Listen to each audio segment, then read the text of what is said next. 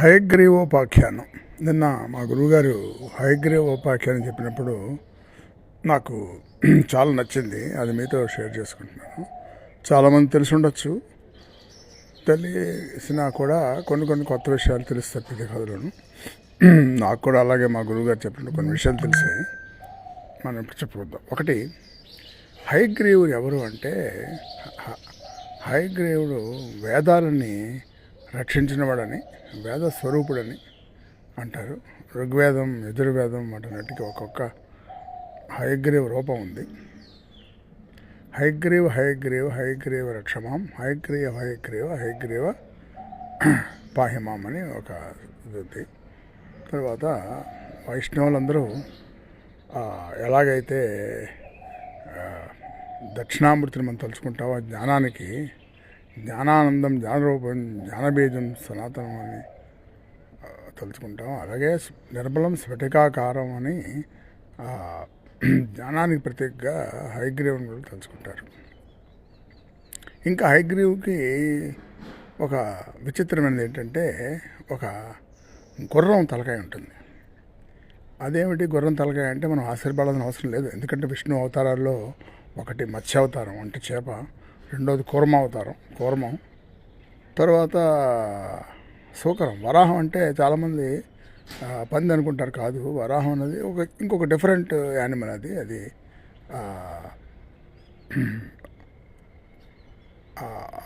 కొంచెం జలచరం, భూచరం రెండు కలిపిన ఒక ఇది.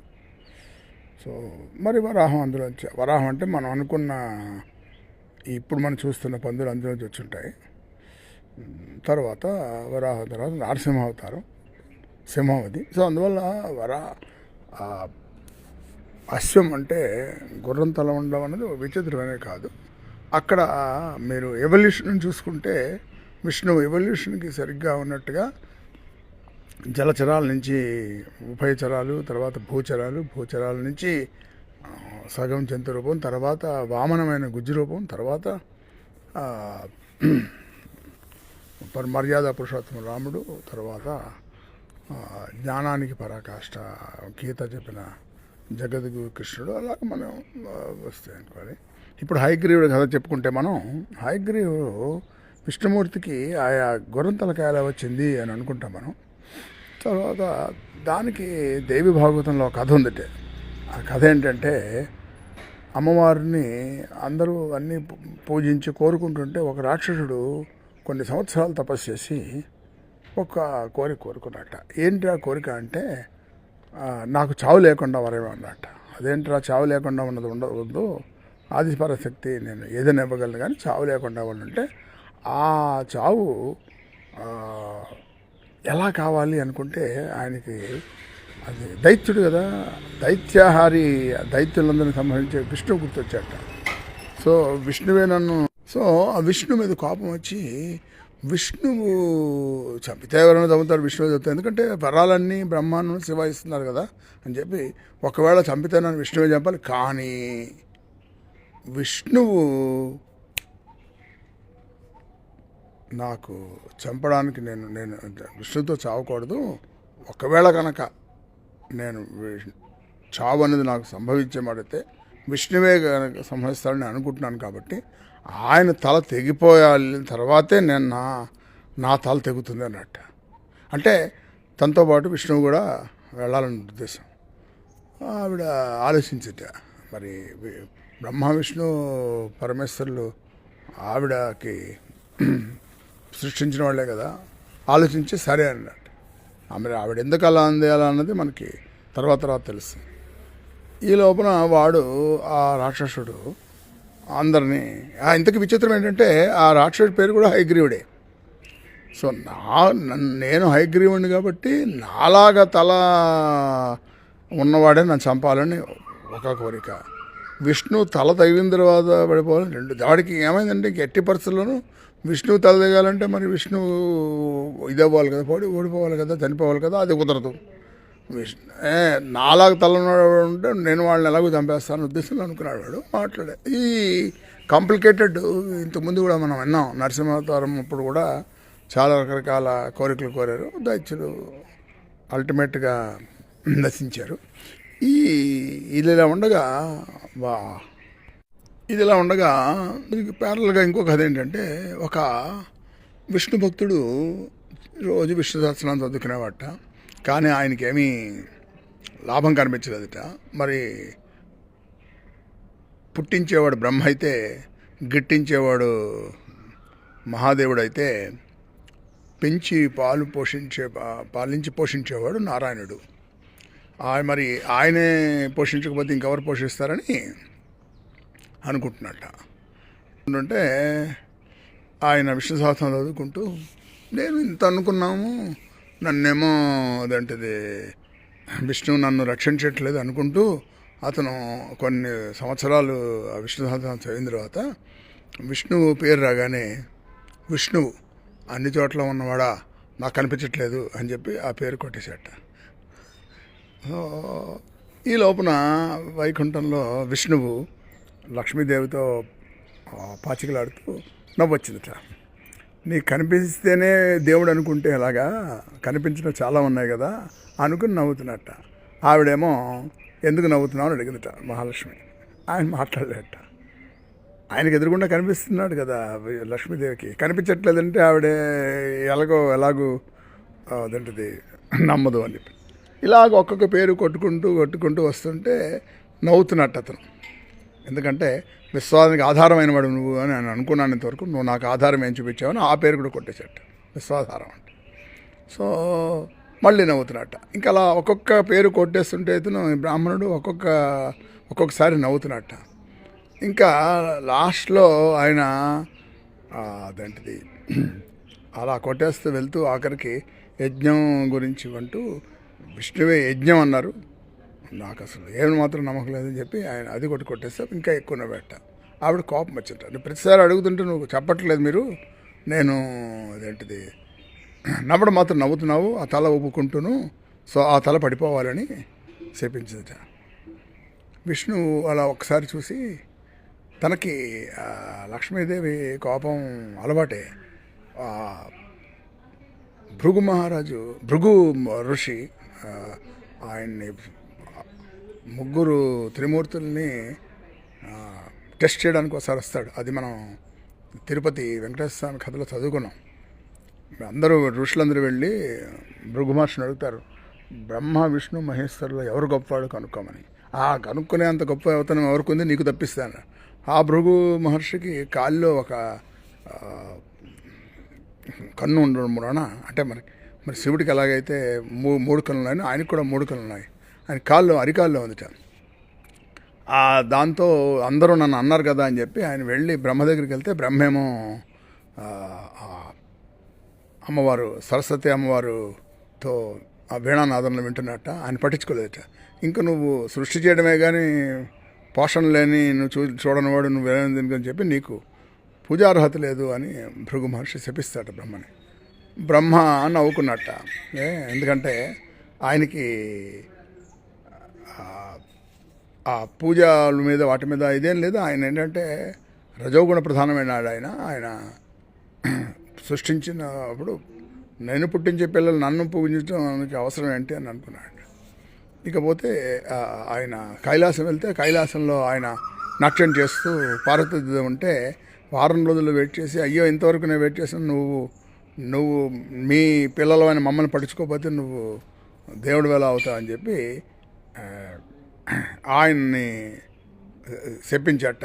నువ్వు ఏ భార్యతో అయితే నువ్వు కలిసి తిరుగుతున్నావో ఆ భార్య నీకు దూరం అవుతుందని. శివుడికి తెలుసు సతీదేవి తర్వాత అదేంటిది దక్షయజ్ఞంలో దూకుతుంది అది చెప్పని. శివుడే మాట్లాడలేట. ఇక్కడికి వచ్చాడు, ఎవరికి వైకుంఠం వచ్చాడు. వైకుంఠంలో కూడా అదే జరిగింది. దానికి పాచికలాడుతూ ఆయన వింటలేదు, పట్టించుకోవట్లేదు. అప్పుడు వెళ్ళి ఈసారి ఇంకా కోపం ఎక్కువై విష్ణు కాలి మీద వక్షస్థలం మీద తన్నట్ట. అప్పుడు విష్ణు అన్నట్ట, నీకు చాలా నొప్పి ఉంటుంది ఈ కాలు, అందుకే చెప్పి నేను కాళ్ళు పడతా అన్నట్ట.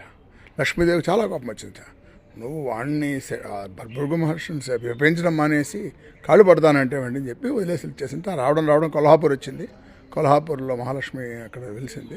తర్వాత లక్ష్మీదేవి లేదని చెప్పి ఆయన వెతుక్కుంటూ వచ్చి తిరుపతి వెంకటేశ్వర స్వామికి వచ్చి శ్రీనివాసుడిగా ఉన్నాడని కథ విందాం మనం. ఆయన ఏం చేశాడంటే ఆ కాళ్ళు ఒత్తుతూ ఏదైతే ఆయనకి గర్వానికి కారణమైందో ఆ కన్ను తెరిపేశాట. అప్పుడు భృగు మహర్షి అర్థమైంట, దేవుడు అవసరమైతే మన రక్షించగలడు లేదా శిక్షించగలడు, నువ్వే దేవుడివి విష్ణుమూర్తి అన్నట్ట. అప్పుడు ఈ కథ ఎందుకు చెప్పుకుంటున్నామంటే అప్పుడు లక్ష్మీదేవి యొక్క కోపం ఆయన. ఎందుకంటే మీరు చూడండి, ఎవరైనా సరే ఆ ధనం వచ్చేటప్పటికి ఒక రకమైన అహంకారం వస్తుంది. సో అది ఎందువల్ల వస్తుందంటే అంటే మహాలక్ష్మి ఆవిడ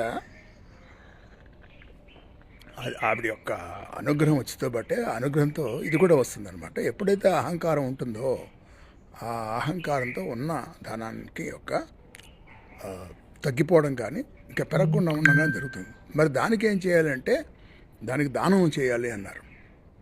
దానం అంటే యజ్ఞానికి ఒక రూపం. యజ్ఞమేమో భగవంతుడు విష్ణువు స్వరూపం, యజ్ఞానికి ఇంకో రూపం ఏంటంటే త్యాగం అన్నది అర్థం. ఆ త్యాగం అంటే దానం చేయడం అనమాట. అందువల్ల ఆ దానాన్ని చూపించడానికే బలిచక్రవర్తి దానం తీసుకోవడానికి వ్యామనుడిగా వచ్చాడు ఆయన. అందువల్ల విష్ణుమూర్తి యజ్ఞానికి ప్రతీక కాబట్టి ఆ యజ్ఞం నువ్వు కాదన్నాడు. కాబట్టి ఆ యజ్ఞాన్ని మనకు అర్థమయ్యేటట్టుగా దానంలాగా ఆయన విష్ణుమూర్తి మనకి అర్థమయ్యేట్టు చెప్పాడు. అందుకని నవ్వాడు ఆ రోజున బ్రాహ్మణుడు చెప్పినప్పుడు. ఈ జరిగిన తర్వాత ఆవిడ శపించిన తర్వాత సరే రోజులు గడిచిపోయాయి. ఈ హయగ్రీవ అసురుడు కాబట్టి వాడు అందరినీ జయిస్తున్నాడు, ఎవరు ఏం చేయలేకపోతున్నారు. మరి ఆయన్ని చంపగలిగిన వాడు ఎవరు పడతారో ఎవరికి తెలియలేదు. ఎందుకంటే వాడు చావు లేకుండా వరం అడిగితే ఈ వరం అడిగాడు కదా. సరే అది అడిగినట్టు ఎవరికి తెలియని కూడా తెలియదు. అప్పుడేమవుతుందంటే మిగతా రాక్షసులందరినీ ఆయన జయించి విష్ణుమూర్తి అదేంటిది వైకుంఠం వస్తున్నట్ట. వస్తుంటే బ్రహ్మ శివుడు వీళ్ళందరూ కలిసి వైకుంఠంలో ఉండి ఆయన యొక్క రాకకి ఒక పెద్ద సెలబ్రేషన్లా చేస్తూ వెయిట్ చేస్తున్నారట. ఈయన అనుకున్నట్టు అంత దూరం వెళ్ళి వైకుంఠంలో నేను బాగా అలసిపోయి యుద్ధం చేశాను, ఇప్పుడు అక్కడికి వెళ్తే మళ్ళీ ఇవన్నింటిలో నాకు రెస్ట్ ఉండదని చెప్పి ఒక చెట్టు కింద బాణం పెట్టుకుని ఆ బాణం గడ్డం కింద పెట్టుకుని నిద్రపోతున్నట్ట. ఎంతసేపటికైనా అలాగా విష్ణుమూర్తి ఆ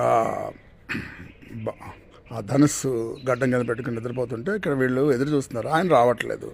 ఎక్కడున్నారు అని చెప్పి వాళ్ళు బ్రహ్మ దివ్య దృష్టిలో చూస్తే ఇక్కడ నిద్రపోతున్నారు.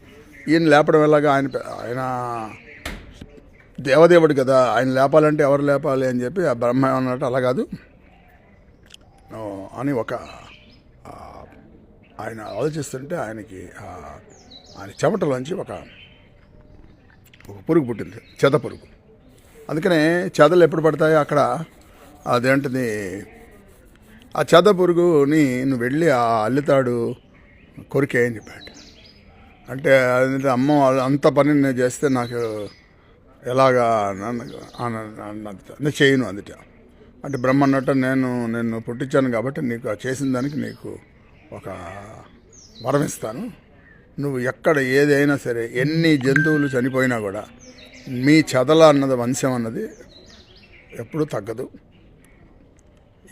అన్నీ ఇది ఉంటుంది. ఇప్పుడు అందుకని ఇప్పుడు చూడండి, ఈ పురుగులన్నింటిలో కూడా అన్నీ పోయినా కూడా ఈ చెదలు అవి ఉంటూనే ఉంటాయి. ఇల్లు ఎక్కడైనా పడిపోయినా కూడా అందులో చెదలు తినేస్తాయి, చెట్లు కూడా చెదలు తినేస్తాయి.